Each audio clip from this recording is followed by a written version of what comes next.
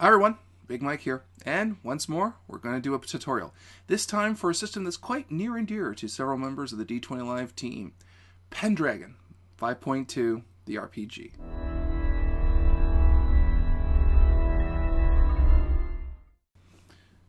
Now, in Pendragon, you actually get to play as a knight of King Arthur's court. So there isn't really traditional different classes, so to speak, but rather what differentiates your character are things like skills and passions and personality traits, and those come into play mechanically within the game. You can be anywhere from a romantic knight who seduces women to just a regular old master of battle and sword. It's up to you, and they all work together quite well. So, in the game, you start off as a member of King Uther's court, and as the game goes forward, you go through the entire mythology of King Arthur, from when he was born, to him drawing the sword, leading all the way up to, of course, the fall of Camelot. And what happens is, you actually have the opportunity to get married, have land holdings, and raise your next generation character, and then take over that character all the way until the end. And it's actually really interesting, and despite some macromanaging stuff. But we're not going to cover that. We're just going to cover the core mechanics of the system. So let me take you through it. Alrighty.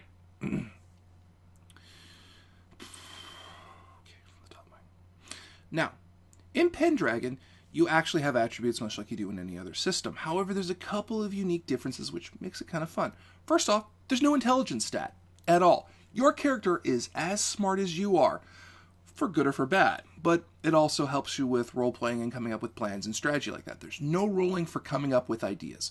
It's just how good you are. Secondly, none of your attributes actually add or take away from your opportunity to complete skill checks. Rather, they're used for your derived stats. For example, the combination of your character's strength and size determines how much damage they'll be doing in D6s regardless of situation, although weapons will sway it one way or another. Your 5 key attributes are Dex, Strength, Constitution, Appearance, not Charisma, which I'll explain, and Size, because the size of a knight is relevant in a given game. Now, Appearance is interesting because, while it does also include how charismatic you are, but it also includes just what kind of physical features you have that make you distinct, for good or for bad. So, while you can have a very humble looking figure who's very good in terms of orating and speaking, you can also have a very beautiful person who can't string 2 words together to save their life.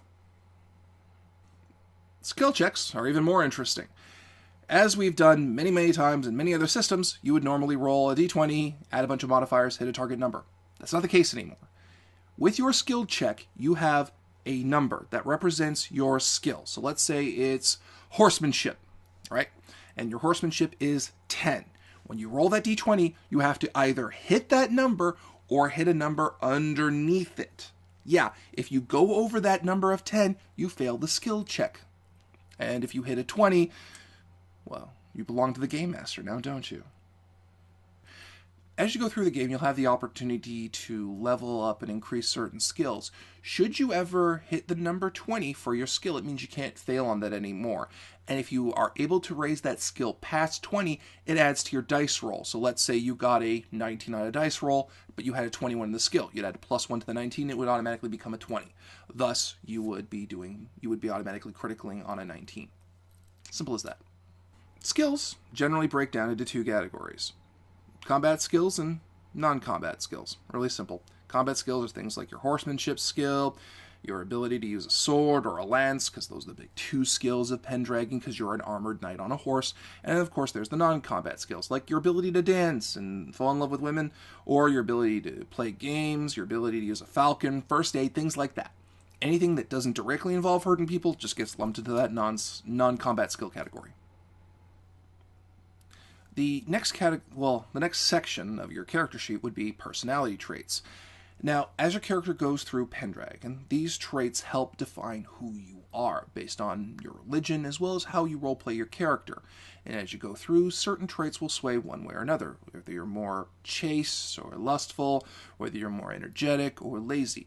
Now, the higher you push a trait, the more you have to act within it. And if you ever want to go against a trait, you have to roll over that number. If you want to act within the trait, it means you roll under the number and you get a boosty accordingly. Additionally, you have passions. These are things that drive your character forward and motivate them to do great things, like your loyalty to your lord, your fellow knights, and such. You can use these to add plus 10 or plus 20 if you crit to the skill rank of a subsequent roll. But if you fail that subsequent roll, or the passion roll itself, there's loads of negative consequences, including shock, depression, and outright madness. Lastly, there's glory. And glory is like experience in the game. The bigger the deed you commit, the bigger the reward, as long as, for king and country, of course. And as you rank up in glory, you also get better lands, titles, and more influence in the court on top of that.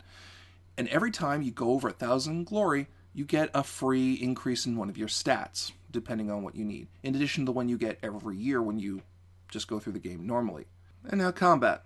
Combat is simple. Whoever's the highest movement rate, which is one of the derived stats, gets to go first, followed by highest dexterity. And there's, of course, multiple phases for it. First, determination, which is decided by the game master, where players and NPCs declare what they intend to do. If two people are in melee range, they basically form up and square off for the combat resolution phase. In the resolution phase of combat, two combatants make attack rolls against each other. The person who gets closest to their target number, without going over, wins the engagement. The other person fails and just has to eat that damage, which is why you have armor, to prevent this sort of thing from happening. You roll your damage, and that's it. If you both tie, it means that nothing happens. It's just a clashing of blades. If you both fail, it means your weapons will typically fall or break depending on the circumstances and weapons you have. Also, because you're a knight, there are lots of benefits to being on horseback and charging with a lance, including more damage because you'll be using the horse's damage as opposed to your own, and you get a skill bonus if your opponent doesn't happen to be on a horse. Unfortunately, lances shatter like glass, and will do so if the damage you do for your roll is in any way odd-numbered.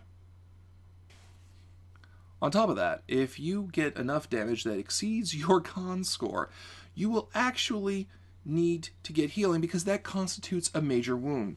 And keep in mind, this is the 5th century and no one has cure light wounds. Good luck. And that's it to Pendragon. There is a lot more to the system if you want to go more in depth in it, and it includes things like what happens in siege combat, and taking care of your own manor, estate, children, knights under your own command. It's a massive system, but at its core, it's a lot of fun, if a little bit of derivative. So, I encourage you to check it out, and we'll see it at every game we play it with. Till then.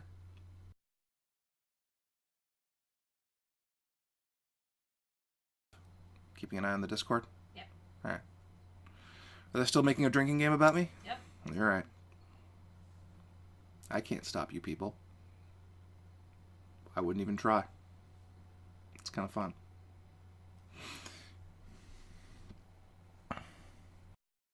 The Game Master will typically ask people at the declaration phase what they want to do, and he'll set things up accordingly. And then, I'm going to stop talking now because I need to read this before I go over it. I'm going to cut that, probably, but I'm still going on about things, even though I'm quite clearly rambling because I'm sick again. And I don't know why I'm always sick. It's because I can't handle stress well. And I'm sitting here now yammering about my personal circumstances, and I know this is going to make YouTube, even though I'm the guy editing it, because somehow, even I think it's funny. Like I'm writing Passenger in my own life. Isn't life weird? Moving on. Take a shot.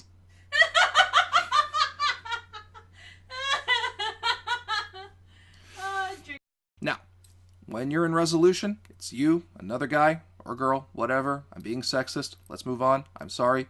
Don't get mad at me, Tumblr. If you both fail, it means your weapons will typically fall or break depending on the circumstances and weapons you have. Yes, weapons break a lot in Pendragon, unless they're swords. A lot of my players are really good at swords. They're not my players, they're Devon's. I'm going to stop talking now. Also, because you're a knight, there's lots of benefits to being on horseback and charging with a lance, including more damage and bonus to skill rolls if your opponent is on foot. Unfortunately, I can't read. I can't actually do this tutorial without reading the fucking page because I'm sick. Ah! Oh, freaking hell. Because you're a knight. If you're on a bloody horse and you're holding a lance, there's goddamn damage and to hit benefits. That's all I have to say. Why can't I say that? That's all there is. It's really easy because it's holding a goddamn stick on a horse. Have you ever actually ridden a horse? No, I'm scared of them. They're animals bigger than I am. So you're scared of animals that are bigger than you? Yes, that's why I've never run into bears. Real ones, not gay guys. Gay guys are nice, because they're gay. Well, not because they're gay, because they're nice people, unless they're not. Moving on.